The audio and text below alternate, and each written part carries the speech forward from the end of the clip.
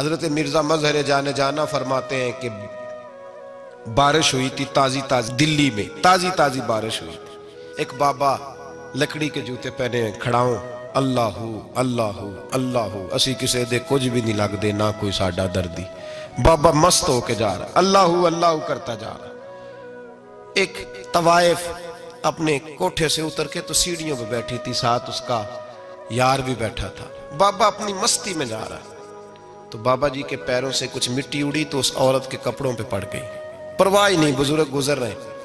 वो यार उसका दौड़ा हुआ आया, उसने आकर थप्पड़ मारा, का ख्याल नहीं सारे उसके कपड़े आलूदा कर दिए, तू किधर, तेरा दिमाग नहीं ठीक। बाबे ने नजर उठाई, का बेटे मैंने देखा नहीं, चल अल्लाह तेरा भला करे, तूने बदला ले लिया।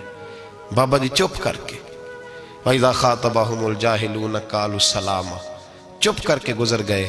ठंड का मौसम था, बारिश ताज़ा हुई थी, हलवाई दूध काढ़ रहा था, उसने बिठाया बाबा जी को फट्टे पे, प्याला पकड़ा, दौड़ के आगे बढ़ा, बुजुर्ग आ गए, आइए बैठिए। दूध का गरम गरम प्याला शक्कर डाल के दिया, बाबा जी ने दूध पिया, फिर नजर झुकी, फिर रंग बदला, कहने लगे मालिक तू कितना बेनियाज है, कहीं थप्पड़ मरवाता है, कहीं दूध पिलाता है, तेरी बेनियाजी है ना, उधर थप्पड़ मरवाया, यहाँ दूध पिलाया, तू ही जानता है तेरे ढंग क्या है। अभी बाबा वहीं बैठा था, दौड़े आए पीछे से लोग, शोर हुआ, बाबे को दबोच के वहां ले गए जहां उस नौजवान ने थप्पड़ मारा था। कहा तू अल्लाह का बंदा है, अल्लाह के बंदे बद्दुआ तो नहीं देते, हुआ क्या? कहा तूने बद्दुआ दी है? कहा नहीं दी, बात बताओ।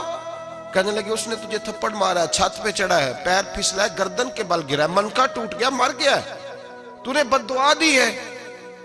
बाबा जी कहने लगे यार मैंने तो दूसरा लफ्ज भी नहीं कहा, भला हो कह के गुजरा हूं, मैंने नहीं बद्दुआ दी। कहा तूने दी है तभी तो मर गया। कहा नहीं दी। कहा बाबा तू बुजुर्ग आदमी है, सच बोल। तो बाबा जी कहने लगे सच सुनो, फिर मैं आ रहा था, मेरे पैरों से मिट्टी उड़ी, इसके यार के कपड़ों पे पड़ी, इसे बुरा लगा, इसने मुझे मारा।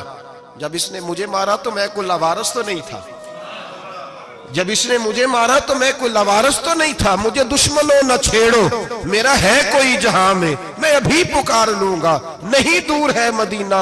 इसने मुझे मारा तो मैं कोई लवारस था कि मेरा बदला कोई ना लेता, इसने मुझे मारा है तो मेरे यार को बुरा लगा तो उसने इसे मार दिया है, मेरी तो गलती कोई नहीं, यारों यारों का झगड़ा है, ये तो दोस्तों का झगड़ा है, ये तो यारों का झगड़ा है, कोई गलती नहीं मेरी, कोई गलती नहीं। खश खश जिन्ना कदर नहीं मेरा, ये मेरे साहब नू वडियाइयां, मैं ते गलियां दा रूड़ा कूड़ा, मैं गलियां दा रूड़ा कूड़ा, मैनू महल चढ़ाया है साइया, मैनू महल चढ़ाया है साइया।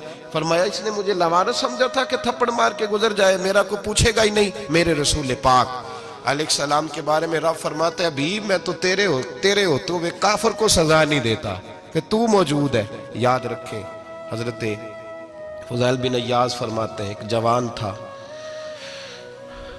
मस्जिद में आया, लोगों से कहने लगा रोटी खिलाओ, किसी ने तवज्जो ना की, उसने कहा मैं रब रब बताने वाला हूं, मेरी तरफ देखो तो सही, किसी शख्स ने ख्याल ही ना किया। फिर उसने कहा यार थोड़ा सोचो, नमाजियों से कहा, अहले इलाका से कहा, उन्होंने कहा तेरी तरह के बड़े दरवेश देखें। मस्जिद के मेहराब में वो रब करीम का बंदा इंतकाल कर गया। जब फौत हो गया ना, लोगों का मिजाज है, बीमार को दवाई नहीं देते, जनाजे पे वक्त पे पहुंच जाते, जब कोई गिर रहा होता है तो सहारा कोई नहीं देता, जब कोई गिर जाता है टांग टूट जाती है तो तीमारदारी को जमाना पहुंच जाता है। और बुजुर्ग वो नौजवान अल्लाह का नेक बंदा मस्जिद के मेहराब में फौत हो गया। हजरत फुज़ैल इब्न अय्याज़ कहते हैं इमाम साहब ने ऐलान किया चंदा दो, कोई लावारस फौत हो गया, कफन देना। चंदा इकट्ठा हुआ, कफन खरीदा, जनाजा पड़ा, इशा के बाद दफन करके आए। फजर की नमाज के लिए जब इमाम और मुअज्जिन मस्जिद में आए तो चीखे मारने लगे, तड़पने लगे, दूर दूर तक आवाजें फैल गई, दुनिया दौड़ी आई, क्या हुआ? कहने लगे वो जो तुमने कफन पहनाया था वो यहां पड़ा हुआ है, और देखो कफन पे तहरीर लिखी है। तहरीर क्या है? अर्श के मालिक ने फरमाया मेरे दोस्त ने रोटी मांगी, तुमने दी नहीं, उसने तुम्हें मेरे करीब करने के लिए अपनी तरफ तवज्जो कराई, तुमने की नहीं, और मेरा यार तुम्हारे कफन का मोहताज था, संभाल के रखो अपना कफन, मैंने उसे जन्नत का लिबास अता फरमा दिया, संभाल के रखो, ये कोई लावारसों का टोला है? याद रखें, जो वारिस वाले हैं, वारिस वाले उनका रंग और है, जो मानने वाले हैं उनका मिजाज और है। अपनी जिंदगी लवारसों की तरह नहीं गुजारें, थोड़ा सा इधर गया था तो फिर थोड़ा सा इधर गया था तो थोड़ा सा, ये क्या बात हुई, ये क्या बात हुई। अपने आप को, अपनी निस्बत को, अपने अकीदे को मजबूत रखें। 1 इंच के लिए आला हजरत फाजिल बरेलवी रहमतुल्लाह अलैह के मकान की दीवार गिर गई।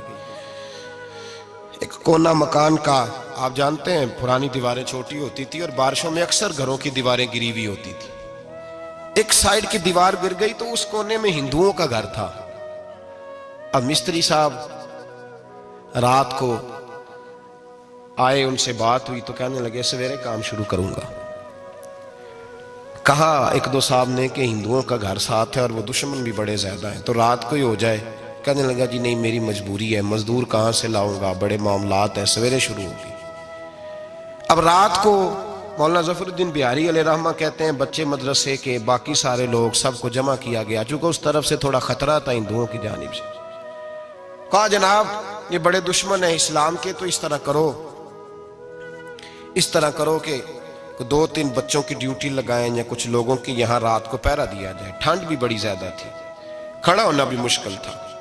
आला हजरत रहमतुल्लाह अलैह शाह की नमाज के बाद जल्दी उजरा खास में तशरीफ ले जाते थे। उस रात जब देखा ना बाहर शोर हो रहा है तो उसी तरह सर पे एक रुमाल लपेटा तो बाहर आ गए। कहने लगे क्या शोर है? कहा हुजूर सर्दी जरा ज्यादा है तो यहाँ किसी की ड्यूटी लगानी है पहरे की। 2 मिनट खामोश रहे, फिर फरमाने लगे कोई जरूरत नहीं, जाओ सो जाओ सारे जाके, कोई जरूरत नहीं, जाओ अपने अपने घरों को, कोई आदत नहीं, पहुंच जाओ। कहा हुजूर मेहरबानी करे, वो तय होने लगा था। फरमाया मेरी वजह से क्यों कोई सारी रात बेदार रहे, जाओ तुम्हें कहा ना आराम करो। लोग सो गए। सुबह फजर की नमाज पढ़ के आला हजरत रहमतुल्लाह ताला अलैह जब सीढ़ियां उतर रहे थे रजा मस्जिद की, तो वो जिस हिंदू की जानिब से ज्यादा खतरा था वो सीढ़ियों पे बैठा था, मस्जिद की सीढ़ियों पे। सब लोगों की तवज्जो हो गई। कहने लगा मौलाना मैं कलमा पढ़ने आया हूं, मुझे कलमा पढ़ा के मुसलमान कर दो, मैं कलमा पढ़ने आया हूं, मुसलमान करें। लोगों की तवज्जो, आला फरमाने लगे नहीं अभी तू इंतजार कर, थोड़ी देर के, अच्छी तरह सोच ले, जज्बाती फैसला ना कर, ये तू आ रहा है। ये कह के जब 2 सीढ़ियां नीचे उतरे उसके पास से तो उसने पैर थाम लिए। कहने लगा अब ऐसे तो ना करो, रोने लगा। आला हजरत रहमतुल्लाह ने कलमा पढ़ाया, कुछ बातों की नसीहत फरमाई, तशरीफ ले गए। घेरने वाले घेर के बैठ गए। कहने लगे हमें भी बता बदला कैसे है। कहने लगा दीवार गिर गई, आधी रात के वक्त, आधी रात तक इंतजार करता रहा, पहरेदार कोई नहीं, तो 2 तलवारें लेकर जब मैं इनके मकान की जानिब बढ़ा, मैंने कहा आज गर्दन काटूंगा और काट करके निकलूंगा। कहता है जब मैं करीब आया तो 2 शेर खड़े थे, ऊपर से पलट के आया तो फिर खड़े थे, इधर से पलट के आया तो फिर खड़े थे। फरमाते हैं मैं 2 घंटे के बाद आया तो फिर पलट के खड़े थे, मैं फिर 1 घंटे के बाद आया, शहरी का वक्त हो गया तो फिर पलट के खड़े थे। अब मैं डर के भागा। कहते फाजिल बरेलवी ने अपनी खिड़की से मुंह बाहर निकाला। कहने लगे और कितना तजर्बा करेगा, मुझे तू लावारिस समझता है? लावारिस हूं मैं, और कितना तजर्बा करेगा, बस कर, मान जा। मैंने कहा हुजूर ये कौन है, मुझे बताइए तो सही ये कौन है। तो कहने लगे मैंने सारी जिंदगी रसूलुल्लाह की अजमत का दिफा किया है, सारी जिंदगी गौसे आजम के नारे लगाए हैं।